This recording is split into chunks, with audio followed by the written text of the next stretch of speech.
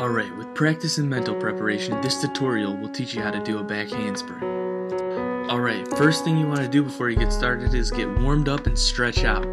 This is a stretch I really like for that back handspring and is beneficial also for people who can't do the bridge stretch, which I'll demonstrate in a moment.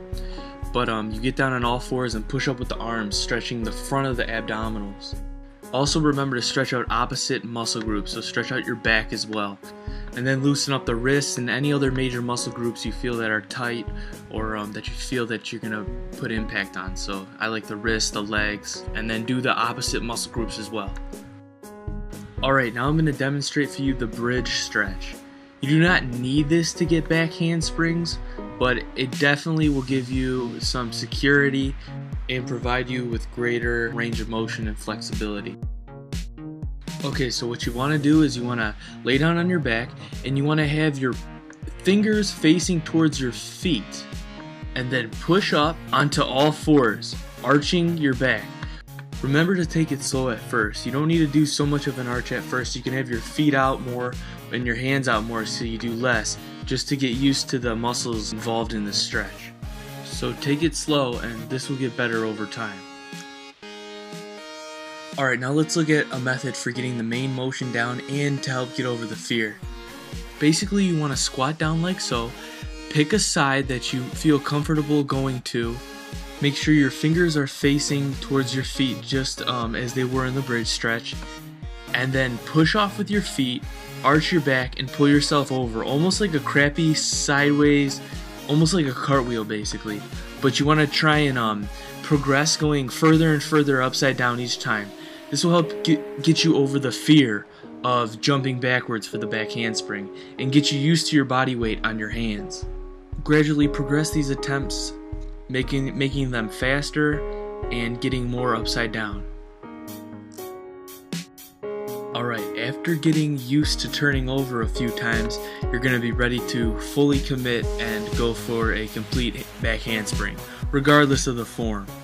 Now your early attempts might look something like this. Now this is a great start because even though the form isn't perfect, the back handspring that you do will clean up over time, adapting to your own style, making it most efficient for you.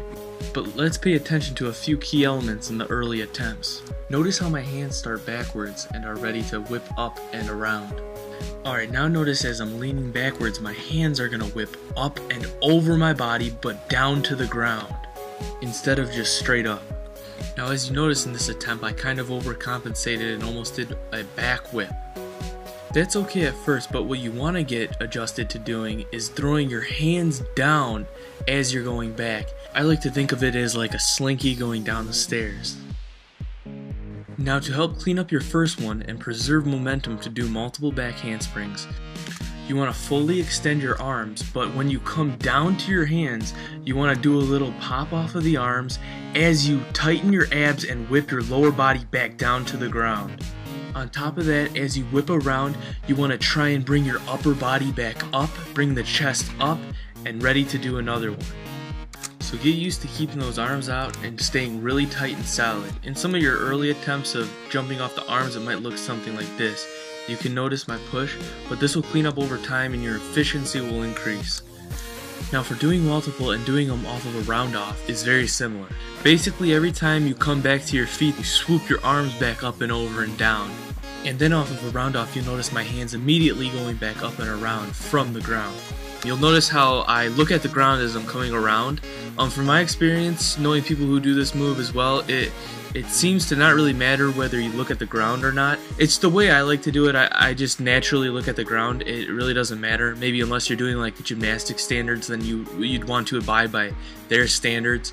But for me, this is just how I do it, so I don't have a problem with that. But you can keep your head straight if you would like, basically straight with your upper body rather than looking at the ground as you come around. Alright everybody, I hope this tutorial really helped you guys out. Now remember to keep it safe, warm up, stretch out, take your time, and you guys will get this. And don't forget to subscribe to Pygmy123. Thanks a lot. Peace.